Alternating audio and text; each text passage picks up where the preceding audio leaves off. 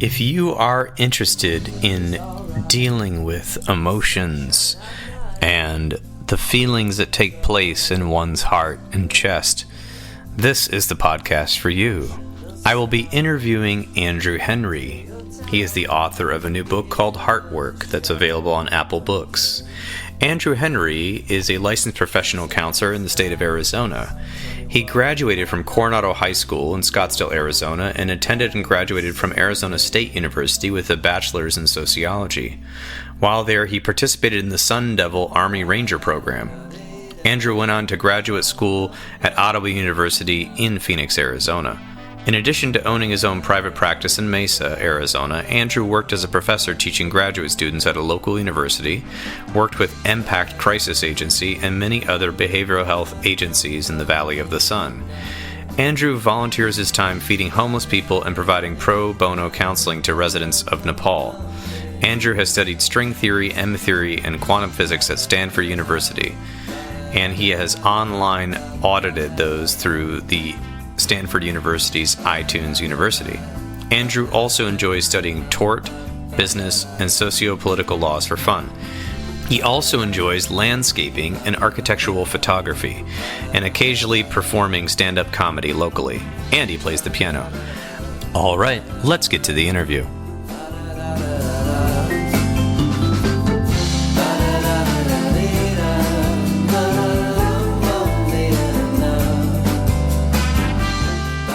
Welcome to the Intentional Clinician podcast. Today's guest is Andrew Henry, licensed professional counselor, and we're going to have a brief conversation about his new book, Heartwork. Thank you for being here, Andrew. Well, thank you for having me. Yeah, it's my pleasure. And I'm going to read something that Andrew wrote because of what's going on that'll make sense. Heartwork by Andrew Henry, MA, LPC.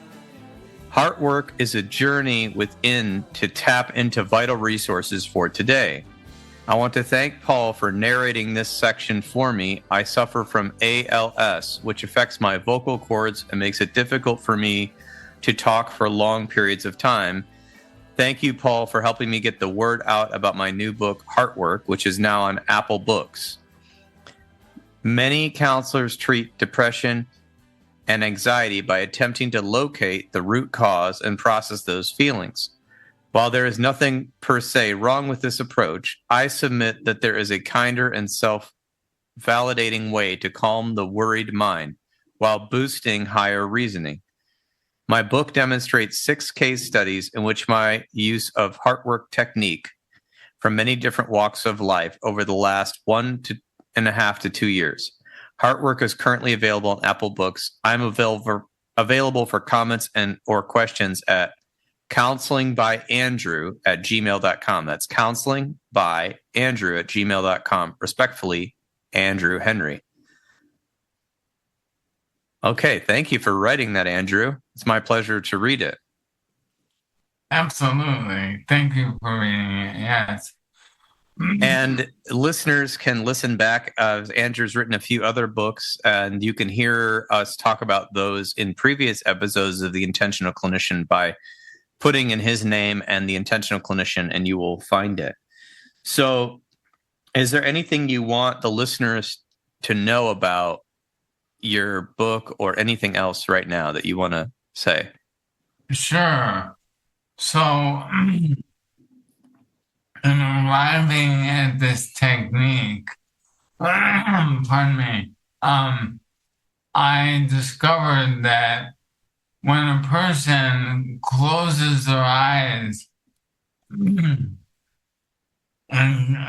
connects with either their higher power or nature and brings it to their heart for 3 minutes, it actually calms their amygdala, which is the ancient brain. Let me take a sip of water here. I do apologize.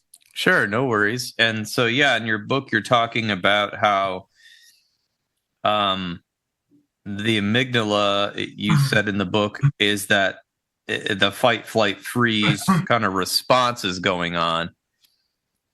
And then And so you want when people do the 3 minutes of the Heartwork, then basically what's happening, and you can explain that a little bit if you can, about what happens when you work on your heart for the 3 minutes. So what that does is it relaxes the amygdala, which is the ancient brain. Yes. Either flight or freeze or fawn. And what can occur is, if that's not calm, a person goes through life worried that whatever they face is a threat or violence or issue or hatred or such, and it might not even be the case, but the brain is geared towards that. Yes, and you did talk about that in the book at length, and including the story about the Sufis. And I won't tell the full story, but everyone was scared of a lot of monsters, and then they found out that it was just a fruit that they had not seen before. That was a large fruit. And so you took a lot from that to show that sometimes we need to connect with the prefrontal cortex, which contains a higher reasoning, and with the heart and the wise mind, which you talk about extensively in the book. And you even were mentioning that a lot of people, the prefrontal cortex isn't even growing until the ages of 22 to 26. So a lot of young people don't have that ability to really get in touch with that, unless maybe an older, wiser person may be helping them with that. They're kind of reliant on that. However, with the younger folk, if they can connect to their heart, it will also calm their amygdala, even if the prefrontal cortex is not fully established. Okay, well, that's good to know. Yeah, so it will calm their heart. And you say you don't have to become a nun or a monk to get to this point of Heartwork, and you pretty much go direct to it, don't you? Yeah. I don't like to beat around the bush with my books, and that's why they're short. I intentionally put them out there for people who want to get material and get going. Yeah, you want to help people right away. Yeah. So that's good. There was a quote that you reflected on in the book, because you talk about the technique, but I think it's probably something people need to meditate on. I can't just teach you the technique in a podcast. But there was this quote you said that you got from Joseph Campbell. Nietzsche was the one who did the job for me. At a certain moment in his life, the idea came to him of what he called the love of your fate. Whatever your fate is, whatever the hell happens, you say, this is what I need. It may look like a wreck, but go at it as though it were an opportunity or a challenge. If you bring love to that moment, not discouragement, you will find the strength is there. Any disaster you can survive is an improvement in your character, your stature, and your life. What a privilege. This is when the spontaneity of your own nature will have a chance to flow. Then, when looking back at your life, you will see that the moments which seem to be great failures followed by wreckage were the incidents that shaped the life you have now. You'll see that this is really true. Nothing can happen to you that is not positive. Even though it looks and feels at the moment like a negative crisis, it is not. The crisis throws you back, and when you're required to exhibit strength, it comes. Joseph Campbell, Reflections on the Art of Living. And that does seem to be really corresponding well with your Heartwork. Is there anything you wanted to say about that? Yeah, one of the things I would like to add is in my own life, dealing with ALS, which has changed my ability to speak very clearly and have a lot of energy for my practice. One of the things I've had to learn is patience within myself. It's very humbling to have to rely on my wife for things I used to take for granted, like putting a sweater on when it was colder and such, buttoning up a jacket, which I would do without even thinking before. At first, it was almost embarrassing. I had to get past the embarrassment. And then when it turned into gratitude, the gratitude is what excelled my connection within the ALS community. People have been arriving. I'm so grateful for the ALS community.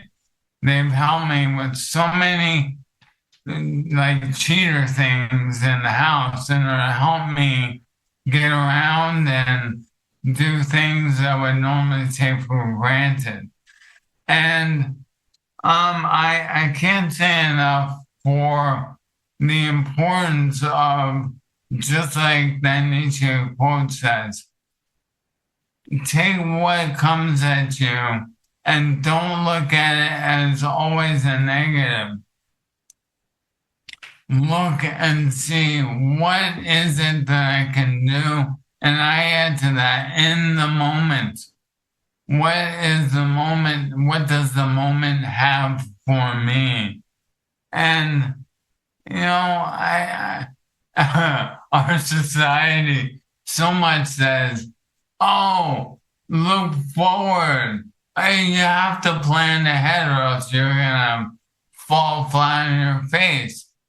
I say there's nothing wrong with planning. It's important to plan. Do that and then return to the present moment.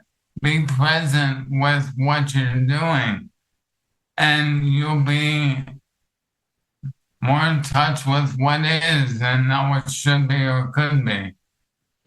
Wow, that was very well stated, Andrew. I really appreciate that. I think the listeners will really like to hear that. And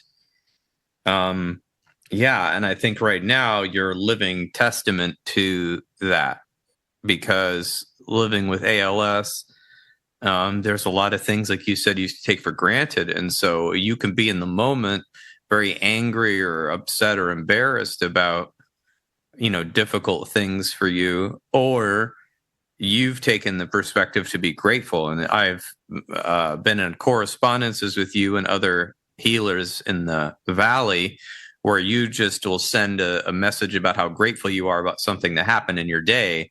And I feel like that's something we all need to be doing. And I really appreciate your honesty about that. Absolutely. And thank you for recognizing that, Paul. Yeah, absolutely.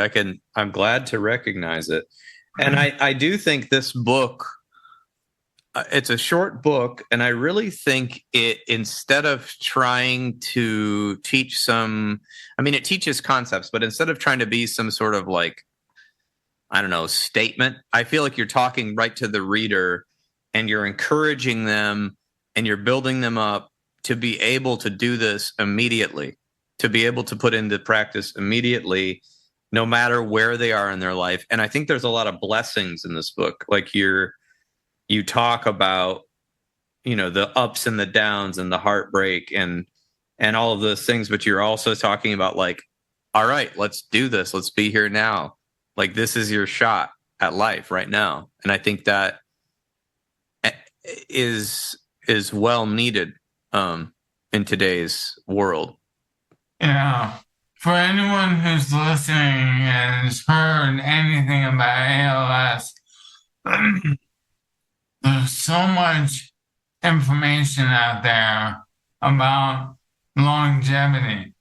I'm here to tell you, don't always believe what you read on Google or such. If you have that disease, go get treated. There's effective medication for it. And be present in the moment and use gratitude to avoid Dante's ninth level of hell. Wow, that's very well said. And I'm glad that you where there is an elevator, by the way. There's an elevator, yeah. Oh gosh, yeah. I remember you've got a the comic inside of you as well. Well, thank you. Yeah. The one thing you said in the book that was interesting is you talked a lot about darkness and difficulties. You said, "Don't fear darkness. It may represent a learning step or phase." So sort of this higher perspective you're taking in the book. Yeah, I think darkness and light are two dialectics. Mm-hmm. They're real. And there's nothing wrong to go through the darkness to learn. But if you imbibe just the dark, you might wonder, well, what is it like in the daylight? What does the sunshine feel like? Mm-hmm. Go get some vitamin D. Metaphorically. And literally. Very good. You also quote, just for people that are interested, you also talk about Andrew Lloyd, PhD, the book The Healing Code, and also Michael Singer, the book Untethered Soul. Yes. Did you read those books recently, or are these old favorites? No, I read both of them. I was reading them at the same time, ironically enough. And there was a concept that was really strong with both of those books. It was unblocking one's heart. Each of them took various paths on how to do this. I thought, wow, I wonder if a person just simply connects with their higher power and or nature, shines that on their heart for a period of 3 minutes for 3 days. I'm getting into the technique now, which I don't mind. They will achieve what I'm suggesting people do. And if the world will do this, which is a tall order, but I'm not here believing that it will happen. But I'm not discounting that. I'm open to that. If the world would just relax their amygdala a bit, restore high reasoning, and empower their heart, booyah. Yeah. And the whole world would get along better. In my humble opinion, there would be less war, strife, animosity, hatred, less unrealistic hope. Realistic hope, where there's action. Yes. Yeah. Absolutely. A lot of our problems interpersonally come from being hijacked and angry and frustrated, and then it just kind of breeds like a virus, spreads like a virus.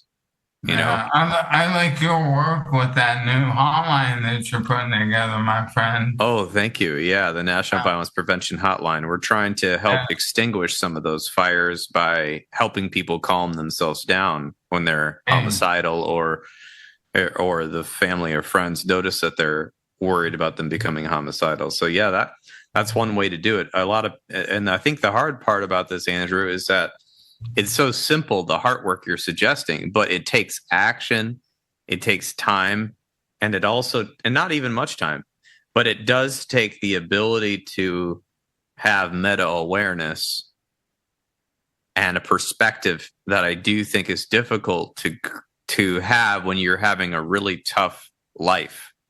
I think it's tough for people who've had a tough life to get there. So that's why I think it's like, can you simplify this? And that's why I like the book, because it's so simple. You could teach it to somebody in an hour, the practice. And I do think it can make a big difference. And I like the case studies in here. I'll leave that for people to read on their own, but it's on Apple Books. So yeah, I included 6 case studies, all a little bit different. The last one includes a great reference to if you're going through life and you're using this technique and something negative comes up, isolate where you feel in your body, thank that part of your body for recognizing that, and then just see what happens next. I like that. Just That's seeing self-validation. Yeah, it's so important. Oh, sorry, Dr. O'Brien. Oh, you're fine. You're fine. I wasn't sure what you were going to say next, but yeah, I think the self-validation is very important. Is very important. Okay. And just I like how you're just very much trying to embrace the moment you're in. Yeah, I can see that through the work. Yeah. So I think that today's interview is more of a short interview due to various factors. We discussed that. I think really I'm going to put the book link in the show notes, your email for people, because people could email you questions. You're absolutely. open to that? Yeah. Okay. Mm-hmm. Good. What do you feel like? Is there one takeaway you want to say to the audience that maybe something from your heart that you wanted to say? A takeaway I would like people to consider is that in the 20 years of therapy that I've been providing to people in the Valley of the Sun here in Arizona, one of the things that I began to postulate within this book, what if we all have what we're searching for is already within us? I don't tell people what to believe. I don't tell people what natural thing that they need to connect to. It's their amygdala, it's their prefrontal cortex, it's their heart. You have it already within you. Put it to good work, put it to good use, and live a more comfortable, powerful life. Yeah, I can't think of anything better way to say it. I think that's it. And I think slowing down is part of this heart work, not to spoil it all, but slowing down to do the practice. And slowing down, I think when we're stressed out and we're upset about something, what we want to do is we want to fix it. We want to solve it. We want to speed up and get it out of it. And I think the hard part is slowing down and tapping into the things you've talked about. That is the way to hear what your heart needs. Yeah. So, I mean, that's what I got out of that's some of the things I got out of the book, were those as well. Great. So I really appreciate your time, Andrew, and writing this book and all of your time today. And I'm excited to put this episode out into the world. Thank you kindly, Paul. I'm grateful for your philanthropy and your realism. Thank you kindly. Thank you, Andrew. I appreciate that. I appreciate your authenticity and your open heart and the way that you want everyone to be able to access inner peace. Thank you. Be well. You too, Andrew.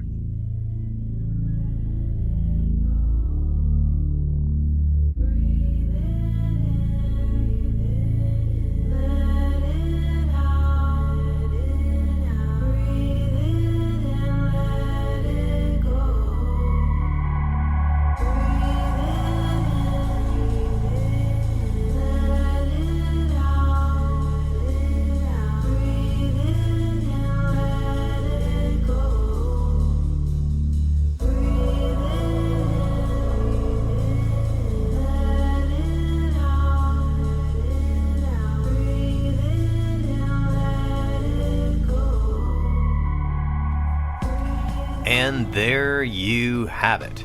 This has been another episode of the Intentional Clinician podcast. If you are enjoying the show, please leave us a rating on iTunes or share the show with people you know. I would surely appreciate it. As some of you know, I am passionate about preventing future violence in the United States. I have started a nonprofit with colleagues called the National Violence Prevention Hotline, which is a 501c3 organization. We are endeavoring to gain funding and collaborators and volunteers so that we can start a 24/7 hotline and chat line to reach potential perpetrators before they may act violently.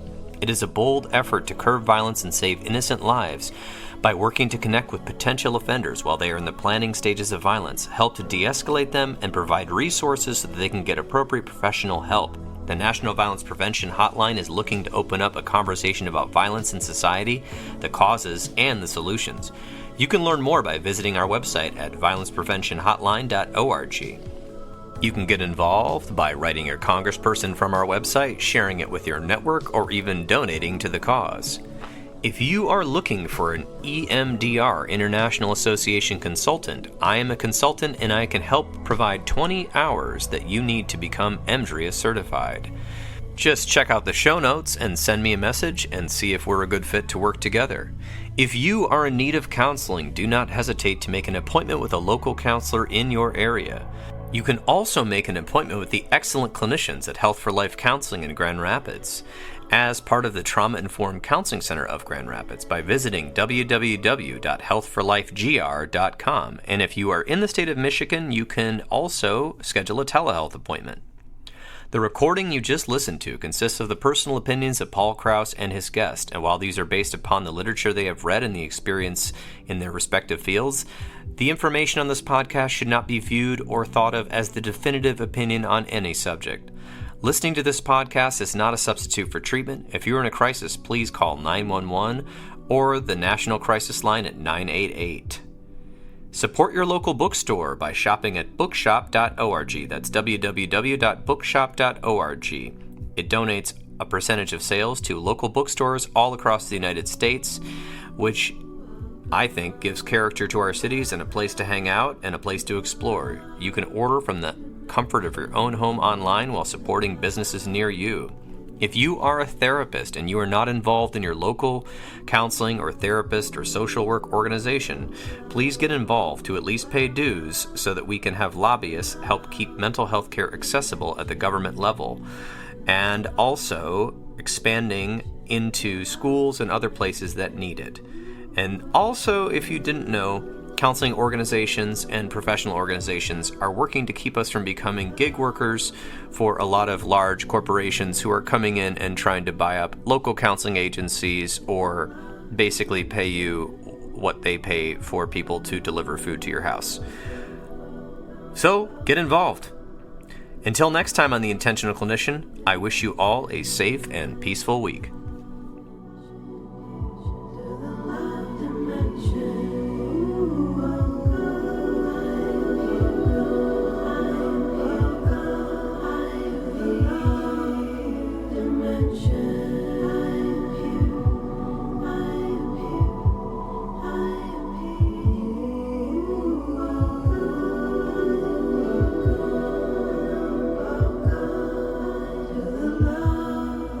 Dimension.